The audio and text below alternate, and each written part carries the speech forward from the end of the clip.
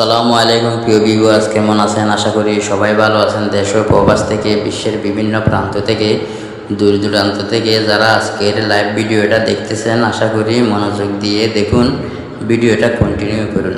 আজকের মতো আবারও আপনাদেরকে লাইভে নিয়ে আসলাম। আজকের লাইভের বিষয়বস্তু একটি হিন্দি উর্দু গজল। আপনারা দেখুন মনোযোগ দিয়ে, আশা করি আপনাদের ভালো লাগবে।